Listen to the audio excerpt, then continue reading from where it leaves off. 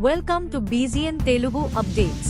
Takeoff అయిన 50 నిమిషాలకు virgin ఆస్ట్రేలియాకు చెందిన బోయింగ్ విమానంలో మంటలు చెలరేగాయి.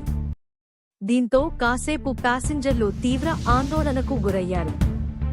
ఏం జరుగుతుందో అర్థం కాక భయంతో బిక్కచ్చిపోయారు. అప్రమత్తమైన సిబ్బంది న్యూజిలాండ్ సిటీ ఎయిర్పోర్ట్లో విమానాన్ని అత్యవసరంగా ల్యాండ్ చేశారు.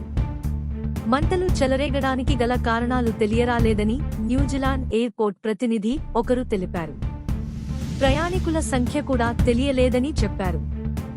న్యూజిలాండ్లోని క్వీన్స్ టౌన్ నుంచి ఆస్ట్రేలియాలోని మెల్బోర్న్కు వెళ్లేందుకు వర్జిన్ ఆస్ట్రేలియా బోయింగ్ విమానం సోమవారం బయలుదేరింది. టేకాఫ్ అయిన 50 నిమిషాల తర్వాత ఇన్వర్కార్గిల్కు చేరుకోగానే ఇంజిన్లో మంటలు చెలరేగినట్లు అధికారులు గుర్తించారు. ఆ తర్వాత న్యూజిలాండ్ సిటీ ఎయిర్పోర్ట్కు అత్యవసరంగా విమానాన్ని మళ్లించారు. అయితే పక్షి ఢీకొట్టడం వల్లే ఇంజిన్లో మంటలు చెలరేగి ఉండవచ్చని వర్జిన్ ఆస్ట్రేలియా ఓ ప్రకటనలో తెలిపింది. Like, comment, subscribe.